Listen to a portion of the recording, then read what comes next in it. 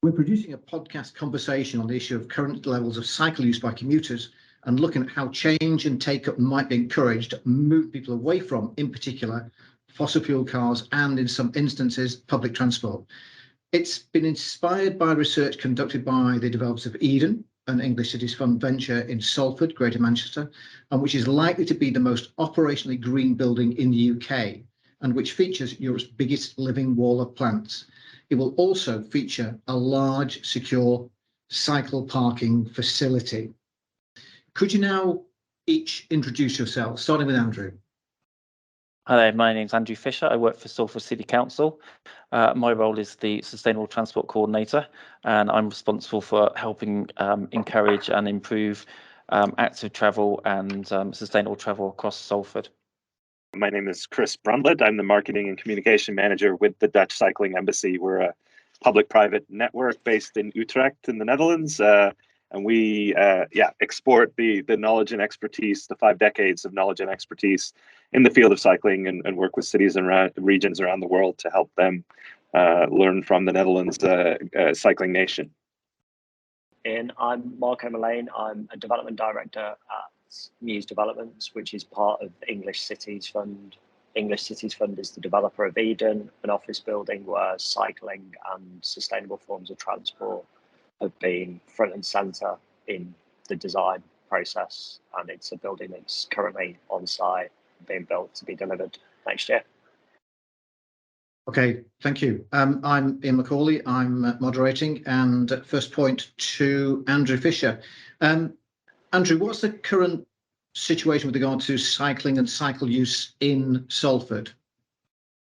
Well, Salford City Council is one of the 10 Greater Manchester Authority boroughs, and we're very close to Manchester City Centre, so it's a very mixed picture depending on where you look at across Salford. Recently, since the inauguration of Andy Burnham as the Greater Manchester Mayor, there's been a fund that the councils can tap into to help improve and build new cycling infrastructure.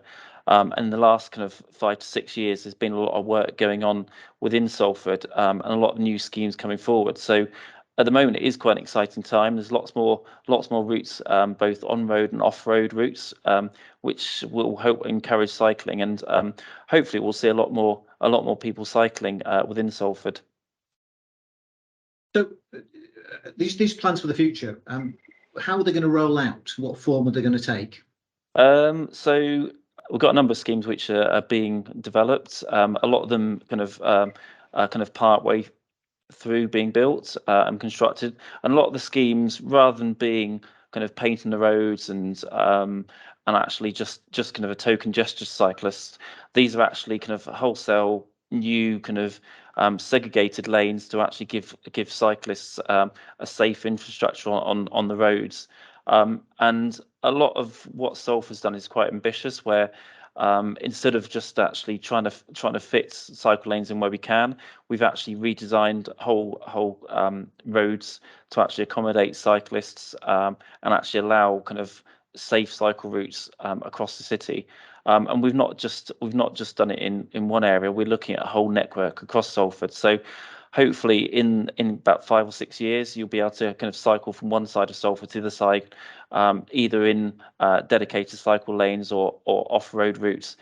So this will help encourage cycling a lot more within Salford.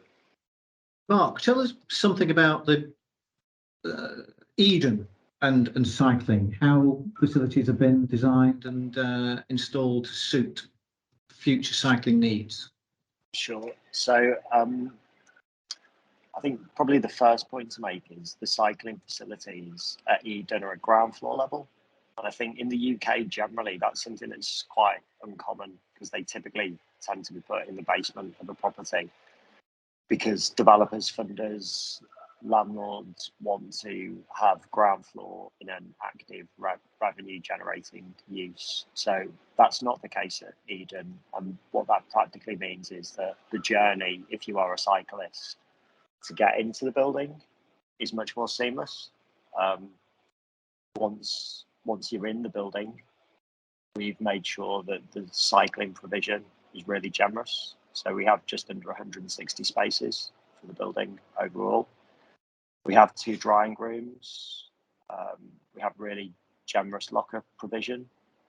We have 12 showers and changing rooms, and they've been designed more akin to sort of boutique gym space, really, as opposed to some of the more functional kind of end of journey facilities that you see in some of the older building stock across Manchester. So the experience of the cyclist and people using other sustainable forms of transport has been designed into the building, and it's really been at the front and centre of the design process to try and make the journey on your bike into the building as easy and seamless as possible, really. Now, Chris, obviously the Netherlands is one of the world's most advanced cycling-friendly nations. Tell us, as if we've just landed from Mars, about cycling in the Netherlands. Yeah, we often joke that Dutch cities are now solving the problems that other cities may experience in 50 years when they've built out their cycling infrastructure and their networks to the level that are currently exist here in the Netherlands. Right here in our office in Utrecht, on my way to work this morning, I picked up a bike from the largest bike parking facility in the world, which has 12,500 bike parking spaces across 3 stories underneath Utrecht Central Station. I would have ridden on the Vredenburg, which is the busiest cycle path in the Netherlands, where 40,000 cyclists per day travel along this route through the heart of the city. So there's a lot of new problems that Dutch cities are experiencing: congestion on the bike path, lack of bike parking, that many other cities wish to have. And I think one thing that's important to stress is the Netherlands wasn't always this way. It always wasn't going to be this way. It was actually a fairly recent development and a conscious decision that their urban planners, their engineers made decades ago, and are now reaping the rewards from those difficult decisions and arguments and fights that had to be made over street space, over curb space, to get to the point where they are today. But they're at a point where cycling really is for everybody. It's for 8-year-olds, it's for 80-year-olds, it's for people with physical disabilities, it is people, immigrants and refugees. Virtually everybody uses a bicycle here, regardless of age, ability, income, or economic background, because it's been made an easy choice to get around in their cities and between their cities. How did the government, whether national or regional, deal with these fights to get cycle space around the country? Yeah, I think it's a good question and an important point, that if you are making these tough decisions, controversy is inevitable, and nothing is going to happen without a quote unquote fight. There's examples in Groningen, in the north of the country, where councillors were subject to death threats. In The Hague, there were cycle paths that were ripped out in the middle of the night by local business owners because they were frustrated with the lack of consultation in the process and felt like they weren't being listened to. But I think the general attitude here is, and understanding, is that not only is this the right thing to do, it is the popular thing to do, and we shouldn't allow a small vocal minority who already have the most resources and political connections to dictate what we can and can't do in our cities. That largely there's a quiet majority in our cities that would vote for safer streets, vote to give our children a safe space to walk and cycle in the morning. And if given the chance, they will vote and support politicians that make these difficult decisions and lean into the controversy rather than shy away from it. So the outside world, or outside the Netherlands, we probably have a view, a perception that all is there's great harmony between cyclists and other road users and various influences, but it sounds like that has not always been the case.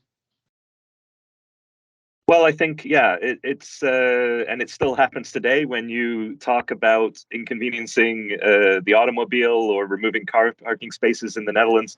There's still a vocal minority that still dissents, but and the large part on the streets, because these conflicts have been designed out of the road network, specifically through the design of the infrastructure. There is a coexistence that takes place that's perhaps not the case in other countries, including the United Kingdom.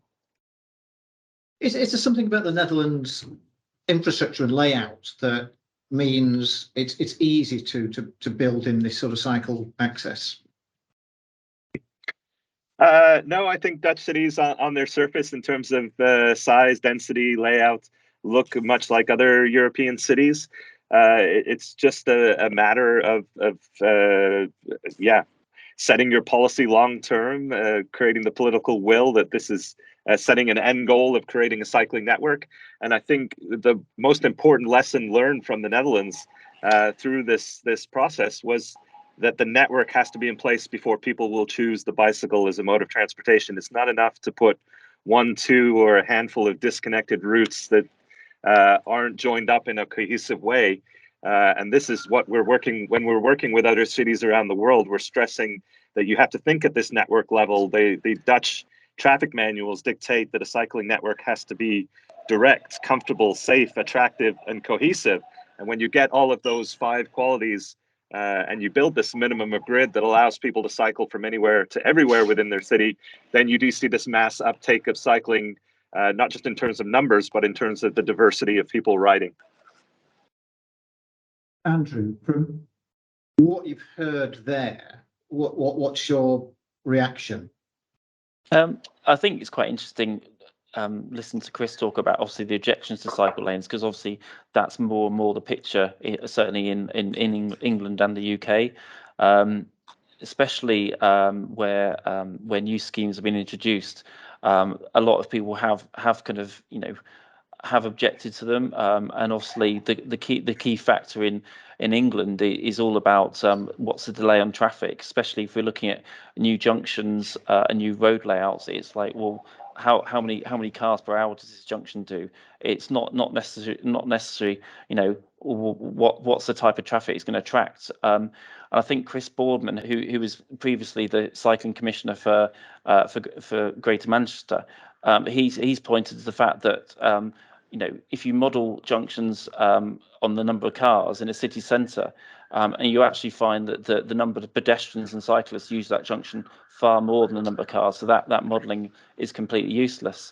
And I think, especially in the time we are now with the pandemic, only kind of 2 years ago, it was interesting to see the number of people who actually cycled actually rose massively. So that shows you that people do want to cycle, but obviously when they have to work from the office or cycle for work, that rate's kind of reduced back down again. And I think the biggest objection of people, or the reason why people don't cycle, is that especially on UK roads, they don't feel that it's safe, or they don't feel that the roads are of a decent enough quality.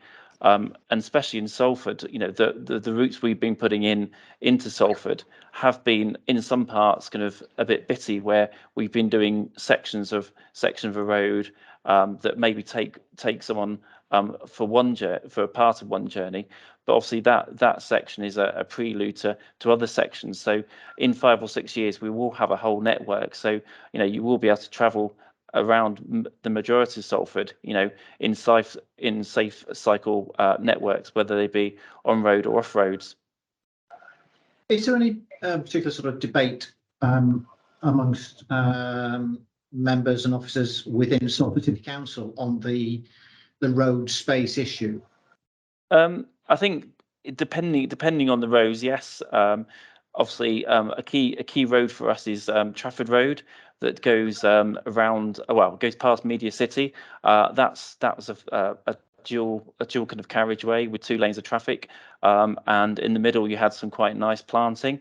About 2 or 3 years ago, that road's been redesigned and it's currently being constructed now. So there'll still be 2 rows of traffic, but we've actually managed to squeeze in a cycle lane on each side. So it can be done if if it's planned right and done correctly. But too often, I think people kind of don't rise to the challenge, and they don't can foresee what could happen.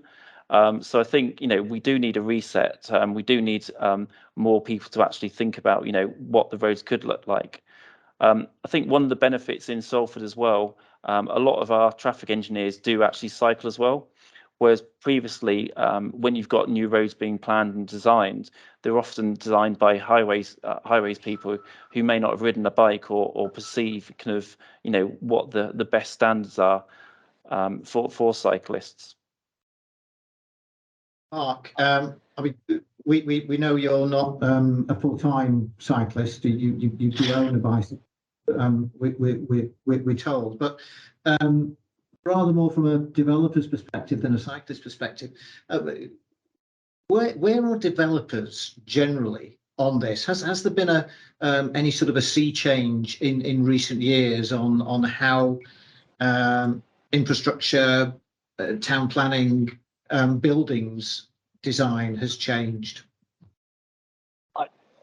I think in terms of my cycling credentials first, so I've relocated fairly recently from London to Manchester, and I didn't cycle so much in London, and I've actually cycled more than I expected in Manchester, and that's been probably a function of two things. One, having a really good route from home into the office, and good end of journey facilities, so place to park my bike, get a shower if I want to, and that kind of thing. And then two, traffic being a nightmare. And actually, it's a much more dependable mode of transportation in terms of, certainty of when you will arrive somewhere. So I think that's really important. Where the development community is up to is, I think, probably before about 2010, cycle facilities were something you had to do for planning reasons, i.e. they were enforced on the development community. And I think that's really changed now. And if you have a building and don't have a really credible, sustainable transport story, it will impact on your ability to let it fundamentally. So developers are looking at planning standards and saying, oh, well, that's what we have to do. They're saying, well, look, the occupier wants this. And so we've got to start viewing the design of the building through the eyes of a cyclist to see what the journey will look like when they arrive at the building, what facilities and amenities are there to serve them. So I think the bar is definitely being raised. I think perhaps a bit more of an issue that I've observed in parts of Greater Manchester is a lot of the office stock that was developed even up to about 5 years ago probably doesn't really go far enough in terms of the cycle facilities, and it is only really the more recently developed buildings that go the sort of extent of the way they need to at cycling, and it poses a bit of a problem because it is sometimes a bit challenging to retrofit these things in and requires sort of more fundamental wholesale design of a building. And I think with Eden, if you're an investor or a developer or a landlord and want to retain a property, in terms of the obsolescence of that building, it's fundamental to future-proof it that you have a really, really strong cycling story, sustainable mode of transport story, end of journey, end of trip facilities, showers, lockers, all that kind of thing, because if you don't, you're going to have to spend a significant amount of capex because the bar's being raised sort of year on year. So you have to look forward with these things and try and future-proof provision at design stage, really. Obviously, you've had London and Manchester or Greater Manchester cycling experience. And I suppose you can compare, or can you compare what it's like to be a cyclist in London versus what it's like to be a cyclist in regions? I'd say I feel much safer cycling on the road in Greater Manchester, much safer. But I think the development community embraced end of journey, end of trip facilities sooner, probably in the southeast. So more office buildings are better equipped to cater for cyclists than perhaps is the case in Greater Manchester, and it is really only the newer ones that have grasped the atom on that, would be my sort of overarching observation. Well, I was just going to counter your argument that Manchester is better for cycling than London. I think in terms of your journey, I'm not sure which journey you do. I'm presuming you cycle up Oxford Road, which is it's a bus, got a bus gate and no public traffic. Because I think the past few times I have had to cycle in London, whenever I go to London now, you know, I'll always take my bike rather than take the tube, because with the congestion charge in central London, there are while the traffic has reduced in some areas, there are key routes. If you know the cycle routes to go along, it has got a very good route network across central London to go across as a cyclist. I think in Greater Manchester and parts of Salford, we're still developing that route. So if you had to travel across Manchester City Centre, I think you would struggle to have the same kind of level of infrastructure as a cyclist. So I think, yeah, we are improving, and I think London is a sign of what we could do.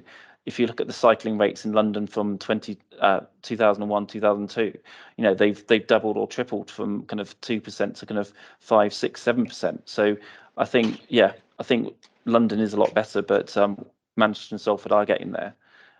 The other point as well you were raising about, I think with Eden, yes, I think I would definitely welcome the ground level cycle facility. I think that is a really key thing, because often cyclists are put in the basement, which sometimes isn't an issue if there's a ramp going down there. But even with new developments, cycling facilities are retrofitted, and they're like, oh, we need to put some cycle parking in, let's shove it in here. And the use of a cycling lift or kind of a set of steps as the last kind of few meters to the cycling store is often seen as a acceptable kind of route for cyclists. Whereas I think really, you know, you need to be kind of having either ground level or a ramped entrance so cyclists can cycle right to the cycle store. I think still some developers aren't actually embracing that, or don't actually fully understand the requirements of a cyclist. And I think it's probably the latter, that many developers still don't actually understand, you know, what cyclists need. Well, you know, they think of a cycle as an object. So you can put it upright or any other way, as long as you can fit it in a space, then that's their job done and box ticks. But I think there's a lot more kind of learning about you know, what cyclists actually need for kind of storage and space and requirements for their bikes. Chris, any observations to those points? Well, I think it's refreshing to hear bike parking and end of trip facilities such a prominent part of the conversation, because I think a lot of cities are so focused on the infrastructure on the street that the place where people start and end their journey, every cycle ride starts and ends with a parking space, is often ignored, neglected, and it certainly contributes to people's feelings of safety if they fear their bike is going to be stolen, especially now with more electric bikes and cargo bikes, more expensive bikes, that they're just going to leave the bike at home and take a different mode of transportation. So it's an area where I think is still a work in progress here in the Netherlands, because well, they're having a very different problem insofar as the bicycles are cluttering up the footpaths and the public spaces. They're trying to get them off the streets and into old retail shop fronts and other areas where they can create secure bike parking facilities. But it's slowly becoming part of a conversation here and elsewhere, which is, like I said, a part of this complex puzzle that the calculus that everybody does when they choose which mode of transportation to take that day. The parking spot is definitely part of that calculus. So you're saying in Netherlands it's cyclist versus pedestrian rather than cyclist versus car driver? Well, I wouldn't frame it that way, but there certainly are these micro conflicts that take place because the Netherlands is still a car-dominated country, and then the car still gets the vast amount of space, even in Dutch cities, that bike parking is often reduced to the footpath, and there are in the city centers these kind of micro conflicts between cyclists, pedestrians, people dismounting the bus on the cycle track facilities, there's still problems that remain, but they are, problems that can be solved with the right energy, attention, and will. And at the end of the day, it's still much more preferable than throwing cyclists under the bus, the proverbial or literal bus in actual sense, insofar as the danger that motor vehicles provides to vulnerable road users. Mark, I think you wanted to come in on something that Andrew said then. I suppose my only point was, I just think as cycling take-up increases, it just gets a bit easier because people just understand what cyclists require. And I think Manchester, just anecdotally from walking around, it does feel like take-up has increased quite a bit, actually. And the investment that Salford's undertaking in the wider sort of city region, I think it all helps, really, doesn't it? And ultimately, it's a free mode of transport to a large extent. So if it's easy and safe for you to commute via bike, and it can be accommodated at the end of your journey in the office, so why wouldn't you do it, really? Well, that's $1 million question, isn't it? I think, if I think the fact that we've got petrol prices rising, trains are often kind of unreliable, not there. So cycling is the kind of means to and the easy kind of option of going there. I've been cycling all my life, and having to think about getting the train or get a bus into town, often by the time I've thought of it, I could be in town and a destination before I even left the door. So it's a lot easier for me to cycle. And I think a lot of the people, I think, just need the confidence to actually start cycling, and the help to start cycling, and just kind of showing the basics of how to cycle, and giving the confidence, how to find your way there as well. I think the more we can help people and give them that boost and encouragement, and the more they'll realize, actually, yeah, it is a really good form of transport and a really good way to form short journeys. Chris, obviously, again, back to this perception that the Netherlands is advanced, although I'm beginning to question that with some of the things you're saying. But what, in your mind, is going to get people out of cars and onto bikes? Yeah, I think it's a carrot and a stick approach to make it really simple. The carrot being great infrastructure, great conditions for people to ride, the ability to ride without worrying about your safety or your comfort, to be able to cycle next to a friend and have a conversation, or your child, because I think that's lost in the current conversation, is just how enjoyable cycling can be under the right conditions.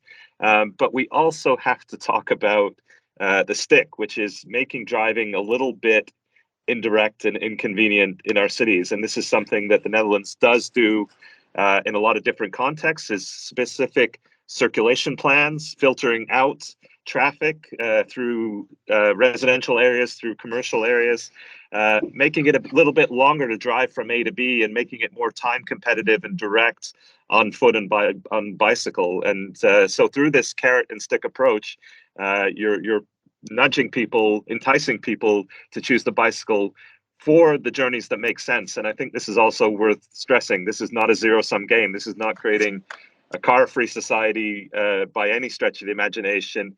A good percentage of journeys here in the Netherlands are still by car, but they are one of 4 or 5 different tools that the residents use, depending on the length of journey, the weather, the cargo that they're carrying, and all these different factors. And unfortunately, in a lot of places, we've made the car the default choice and removed all the other options that people can choose. So I think it's just making cycling an attractive tool for journeys of, let's say, 3 to 5 kilometers, with the acceptance that it can't generally compete with the car for distances longer than that.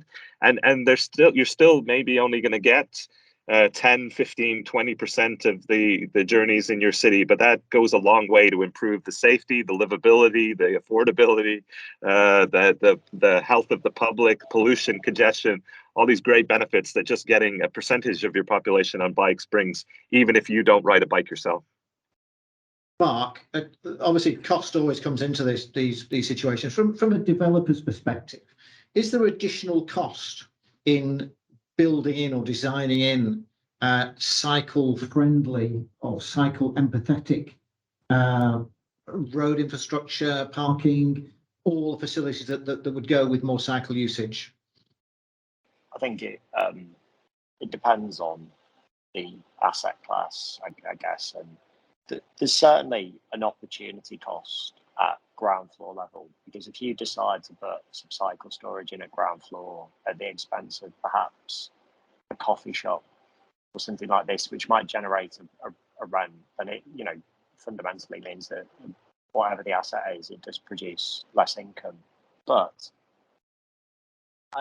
it's not as easy as that, really, because I think the way the world is moving on, actually, if you don't provide these facilities, the offices that you may be trying to let or the residential that you are trying to sell or let won't be nearly as attractive.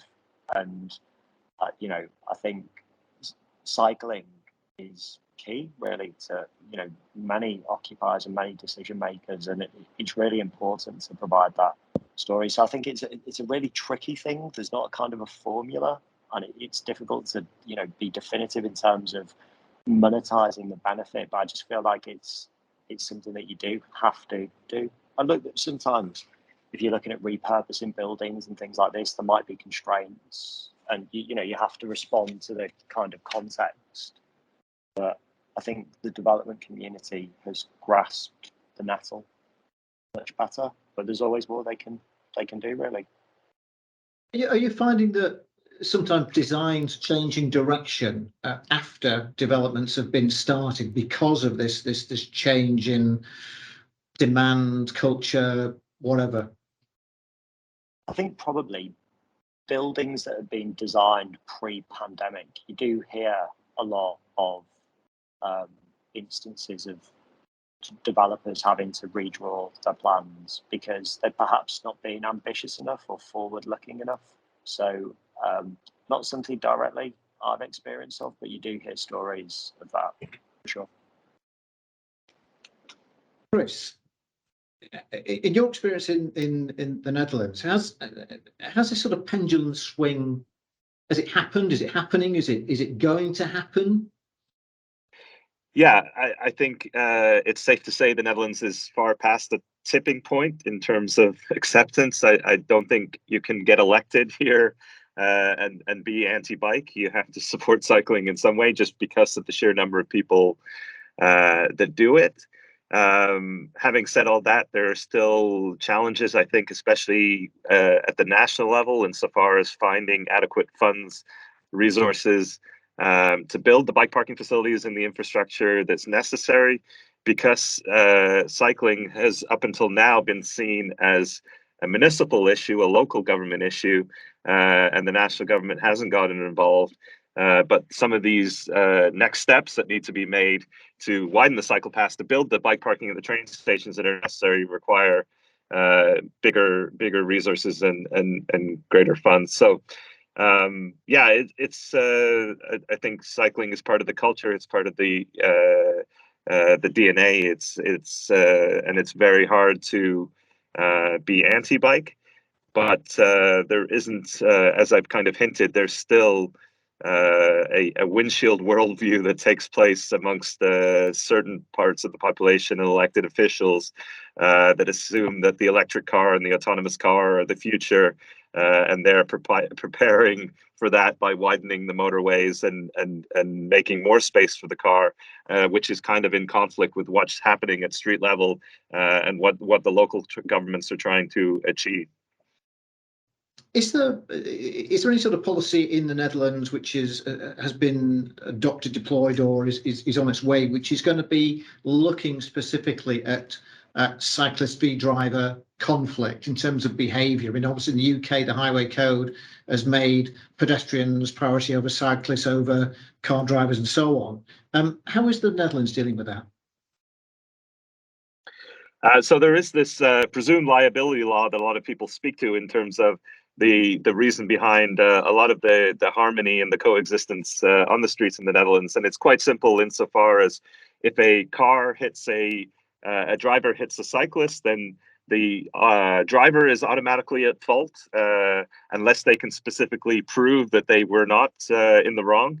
And likewise, if a cyclist hits a pedestrian, then the cyclists themselves are also deemed at fault unless they can prove otherwise. And so that gives the increased responsibility to the people with the more power,